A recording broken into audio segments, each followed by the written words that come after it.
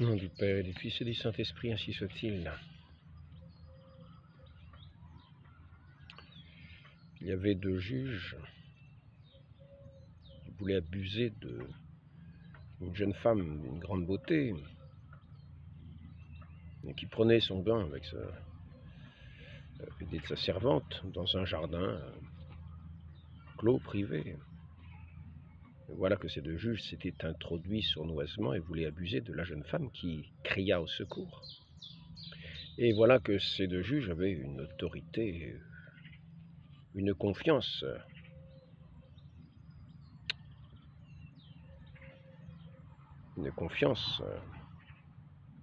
attirait sur eux cette confiance de tout le peuple.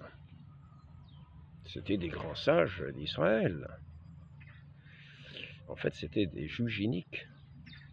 Et voilà qu'au cours du procès, voilà que tout d'un coup, de façon imprévue, alors qu'ils avaient prévu leur plan, qu'ils ne devaient pas échouer, ils devaient arriver à leur fin. Voilà qu'une voix enfantine résonne. Cette femme est innocente. Vous êtes fous, enfants d'Israël, de laisser accuser cette femme innocente. Nous voyons ça dans le livre de Daniel. Dans ce livre de Daniel, nous voyons aussi une grande statue qui était un assortiment de différents métaux, de différents éléments, constitués de différents éléments. Et cette statue semblait très impressionnante, très solide, mais elle avait des pieds d'argile. Et tout d'un coup, cette statue qui semblait très solide a vu, on ne sait d'où, surgir une pierre qui est venue abattre cette statue, comme un grain de sable. Et nous pouvons voir des quantités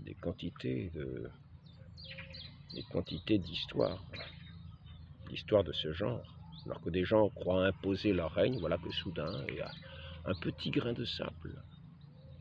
Les Anglais pensaient remporter la victoire sur la France. Ils avaient déjà bien avancé, leurs armées commençaient à occuper une bonne partie du territoire. Ils s'apprêtaient à franchir la Loire et puis à prendre ce reste de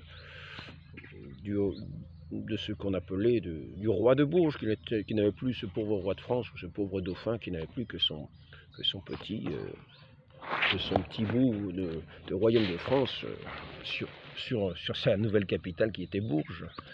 Et donc on l'appelait le roi de Bourges. Et les Anglais s'apprêtaient à descendre la Loire et à venir réduire à néant ce qui restait. Voilà que soudain surgit une petite bergère d'on ne sait où. Et cette petite bergère, venue d'on ne sait où, irrésistiblement,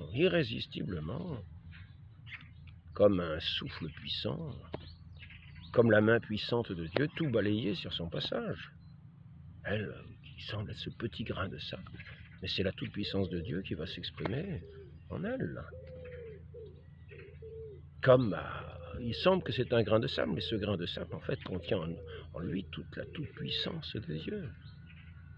Pas toute la toute-puissance de Dieu, mais c'est la toute-puissance de Dieu qui agit. D'ailleurs, en toute chose. Ainsi, quelquefois, nous croyons nous attribuer des mérites.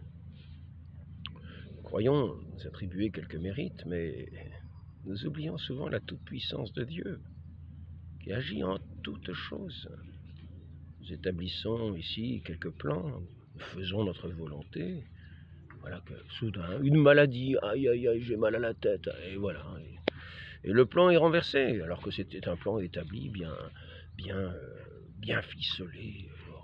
On avait établi tous les contrats, on avait mis tous les armements, on avait mis on avait mis toutes les fortunes disponibles. On avait réussi à s'attirer toutes les alliances. Il restait plus qu'à y aller, à finir les démarches. Mais j'ai mal à la tête, qu'est-ce qui m'arrive?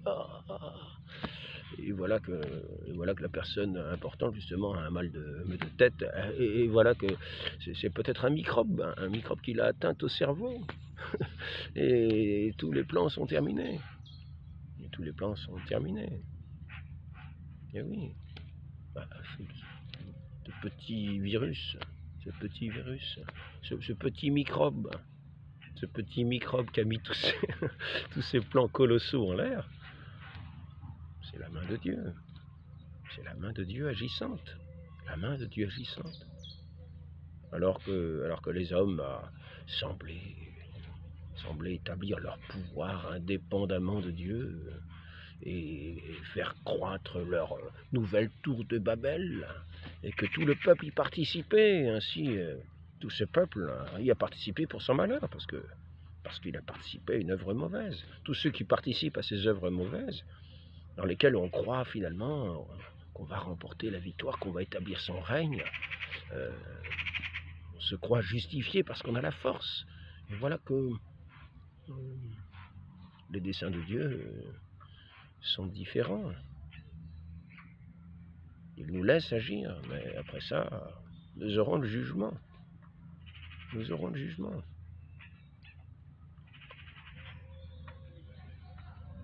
Cette œuvre des hommes est laissée faire. Cette œuvre des hommes est laissée faire, parce que Dieu nous laisse notre liberté de le choisir, de ne pas le choisir, de faire son œuvre, de nous détourner et d'agir selon nos vues. Et souvent, notre Dieu nous laisse agir selon nos vues. Selon nos vues. N'oublions pas ces paroles des châtiments. Notre Dieu châtie ce qu'il aime, comme un bon père. Aussi, souvent, nous apparaît-il un malheur quand il nous laisse aller dans les travers, sans en être châtié assez rapidement. Car là, la mesure du péché va atteindre son comble. Et nous serons sévèrement jugés. Donc espérons qu'il y ait ces grains de sable qui nous empêchent d'entrer et d'achever ces œuvres de péché. Notre Dieu éprouve dans nos vies notre fidélité. Dans toutes ces œuvres qui semblent imparables et qui semblent sans faille.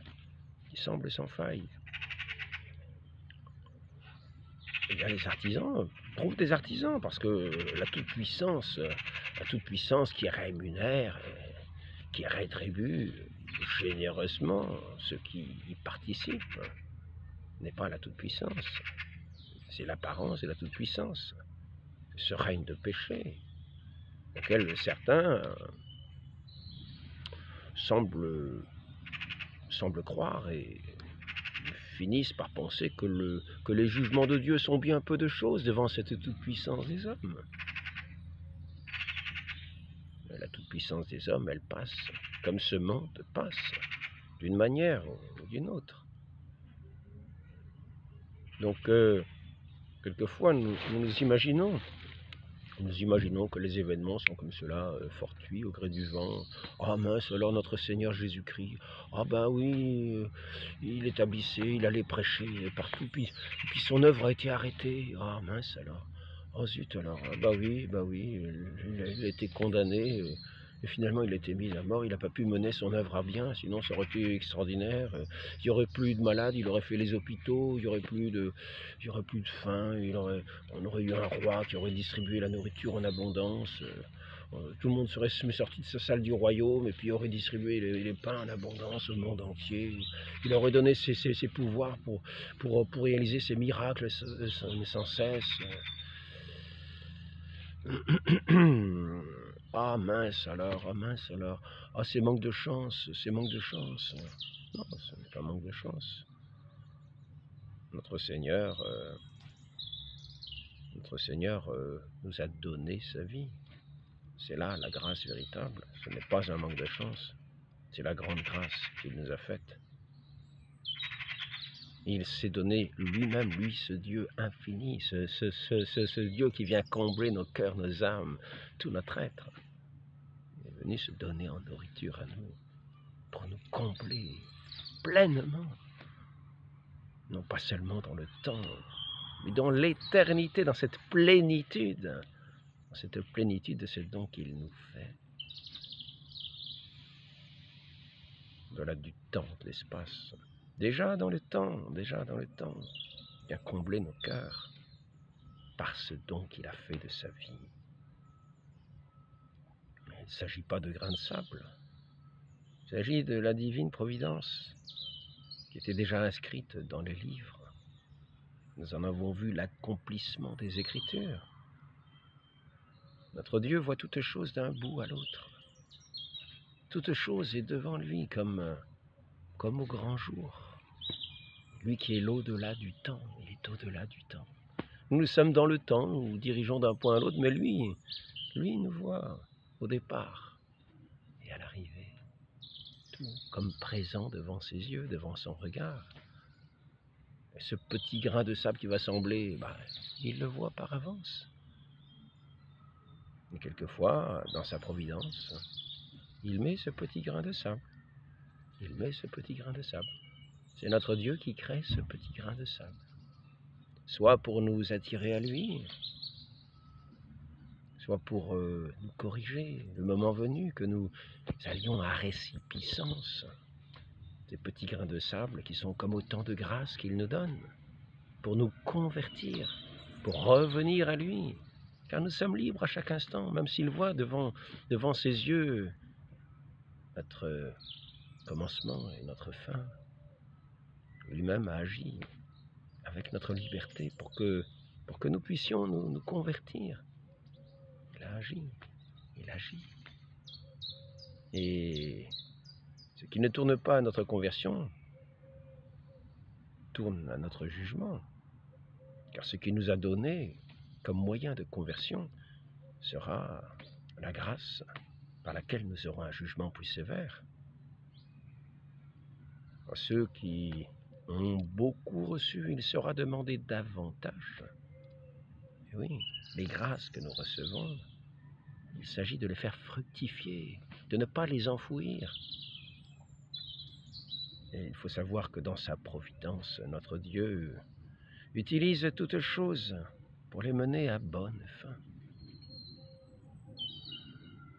Et c'est à nous de les utiliser pour la gloire de Dieu, de les utiliser avec justice, de les utiliser avec sainteté, d'en user avec sainteté, d'en faire bon usage. Ne pas se faire de ces grâces des objets de condamnation, des grâces de condamnation. Mais non pas d'établir nos plans avec toutes ces grâces que Dieu nous donne, mais de demeurer dans la vue de Dieu, attendant sa volonté, étant à l'écoute de sa volonté sainte. Et ceux qui ont des oreilles pourront entendre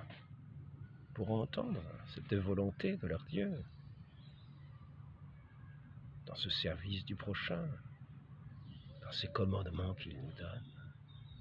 Ils sont comme des impératifs qui parlent à notre conscience pour éclairer notre conscience.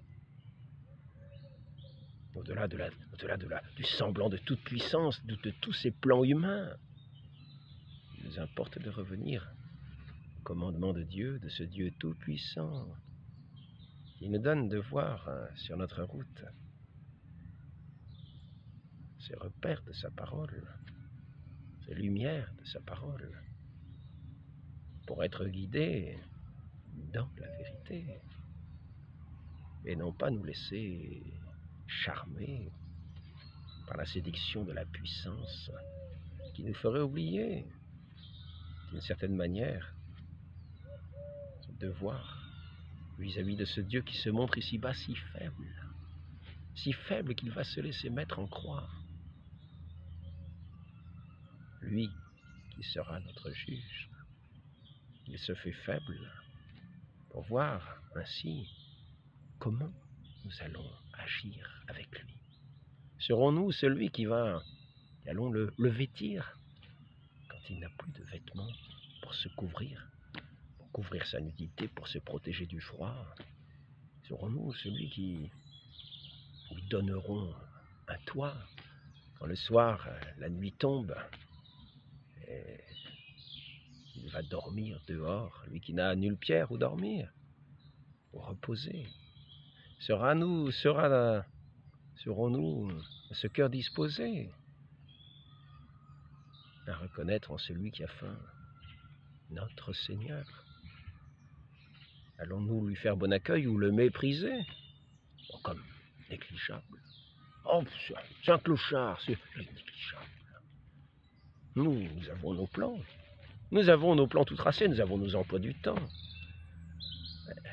Notre Seigneur nous a laissé en héritage ses commandements pour éclairer nos consciences, afin de pouvoir le considérer sur notre route.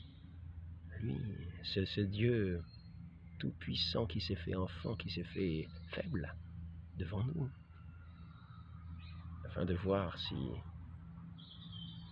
notre charité fera de lui notre prochain, si nous serons son prochain, si nous serons le prochain de notre Dieu.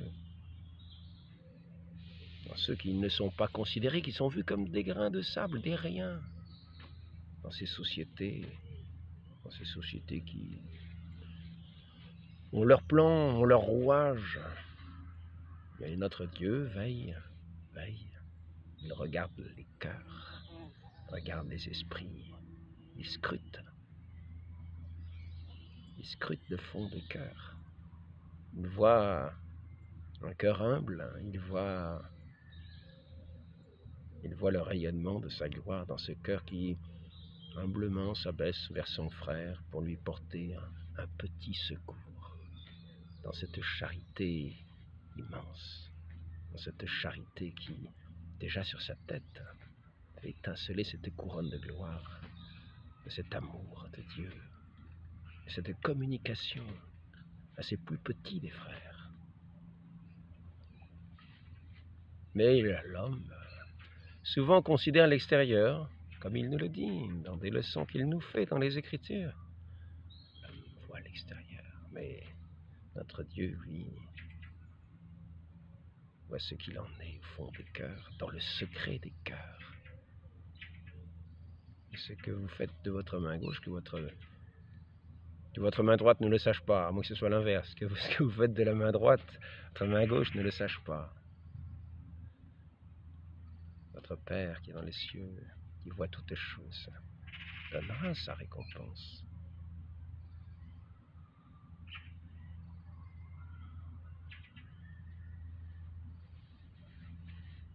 Et ainsi, ceux qui paraissent être les plus petits ne seront pas sur la route de notre salut des grains de sable, des pierres qui nous feront buter, mais nos véritables bienfaiteurs, notre Dieu, présent dans les plus petits, notre Maître, à l'école de qui nous devons être. Saint Vincent de Paul nous dit, les pauvres, nos seigneurs et nos maîtres. Et c'est à leur école que l'on entre, que l'on plonge véritablement dans ce cœur de Dieu, dans ce cœur de charité.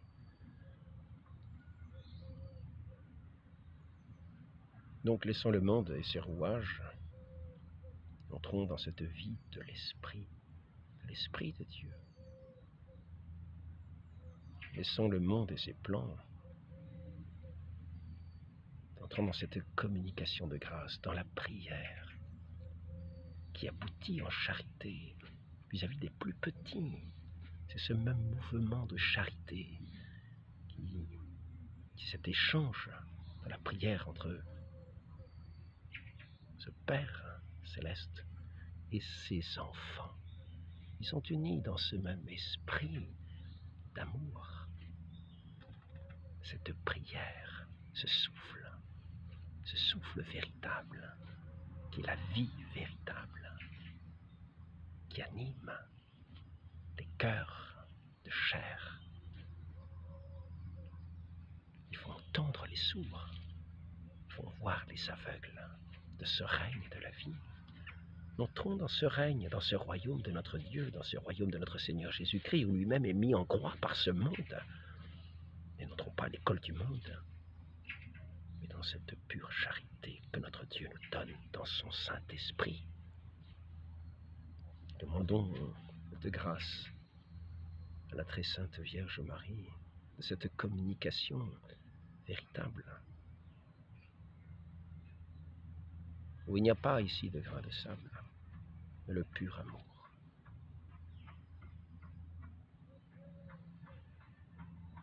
Ainsi soit-il. Au nom du Père et du Fils et du Saint-Esprit, ainsi soit-il.